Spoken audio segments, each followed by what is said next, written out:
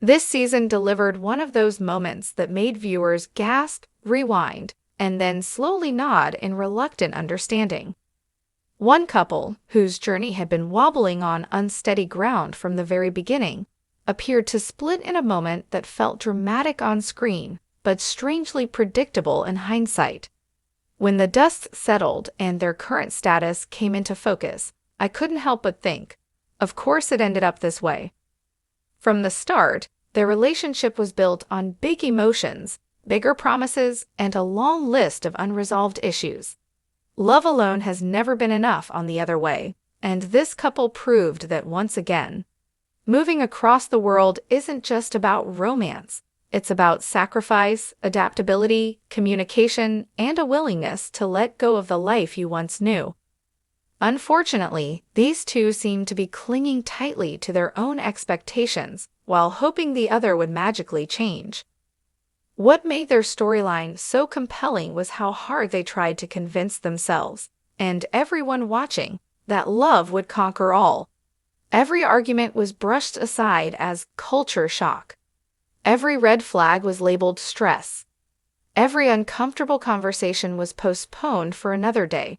But postponed problems don't disappear, they grow louder. As the season progressed, cracks began to widen. Small disagreements turned into emotional standoffs. Simple misunderstandings spiraled into full-blown conflicts. Instead of working as a team, they started keeping score: who gave up more, who sacrificed more, who was more misunderstood. Once a relationship becomes a competition, the connection begins to erode. One partner struggled deeply with adjusting to a new country, new customs, and a new family dynamic. Homesickness wasn't just a passing feeling, it became a constant ache. Meanwhile, the other partner seemed frustrated that gratitude didn't come easily. There was an unspoken expectation that love should make everything easier, when in reality, it often makes challenges feel even heavier. Their communication style didn't help. Conversations often turned defensive, with both sides more focused on being right than being understood. Instead of listening, they reacted. Instead of asking questions, they made assumptions. Over time, those habits built emotional distance that no romantic gesture could bridge. Then came the moment that felt like a breaking point, the scene where it became clear that staying together might be more painful than walking away. It wasn't a dramatic explosion filled with shouting and tears. In some ways, that made it worse. The quiet resignation, the tired expressions, the emotional exhaustion, it all suggested that the fight had already drained them. This wasn't a couple breaking up in the heat of the moment. It was two people realizing they didn't have the energy to keep trying. So when news of their current status emerged, hinting that they are no longer together, it didn't feel like a twist. It felt like the natural conclusion to a story that had been telling us its ending all along. The signs were always there. Viewers saw the imbalance. They felt the tension. They noticed how often love was spoken about, but rarely shown through compromise. What's especially interesting is how divided fans have been. Some sympathize with one partner, believing they gave everything and received too little in return.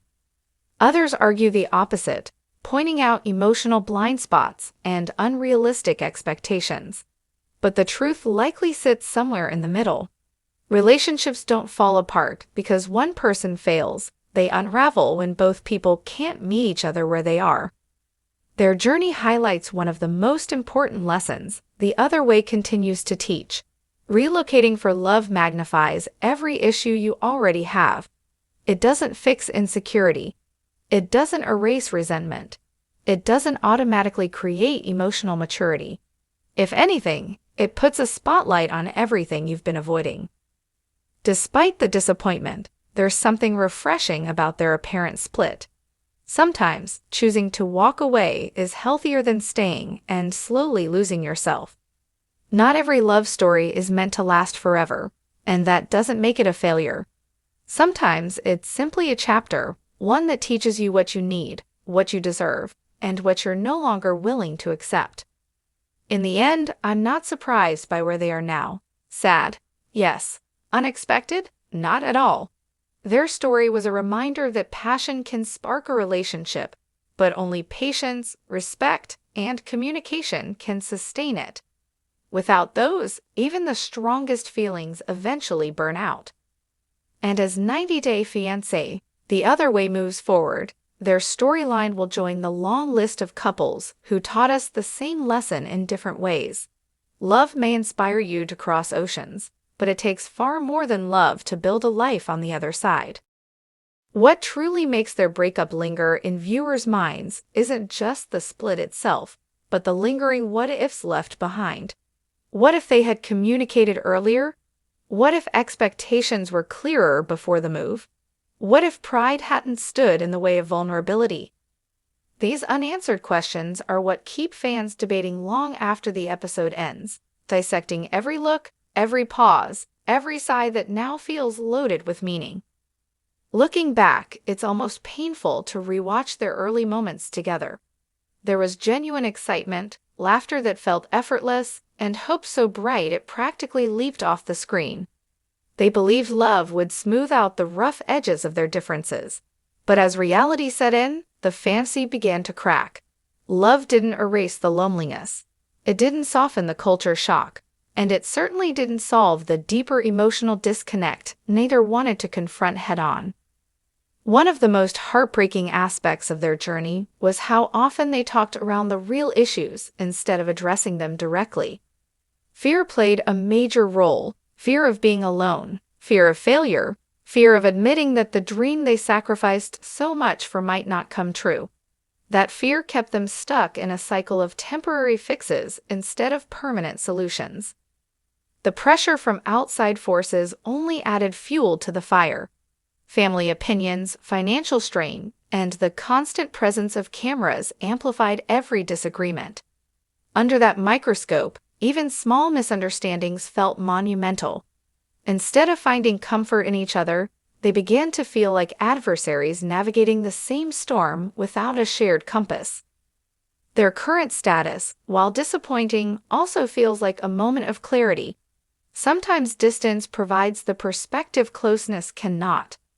Away from the emotional chaos, both individuals seem to be reclaiming pieces of themselves that were slowly slipping away. And while the ending wasn't the fairy tale many hoped for, it may be the beginning of healthier chapters for both. What resonates most is how relatable their experience is.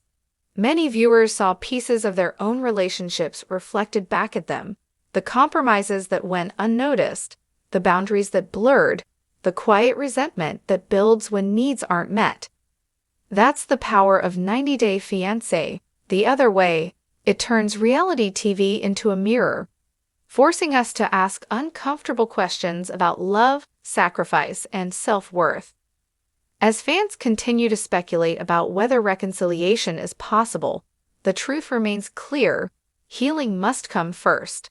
Love alone can't survive without trust, effort, and emotional safety. Whether these two ever find their way back to each other or not, their story has already left a lasting impact. In the end, their split wasn't just a breakup, it was a wake-up call. A reminder that choosing yourself isn't selfish, and walking away doesn't mean you didn't love deeply. It simply means you finally listened to what your heart was trying to tell you all along. And that's why, despite the heartbreak, I'm still not surprised by where they are today. Sometimes the most honest ending is the one we see coming, but hope against anyway.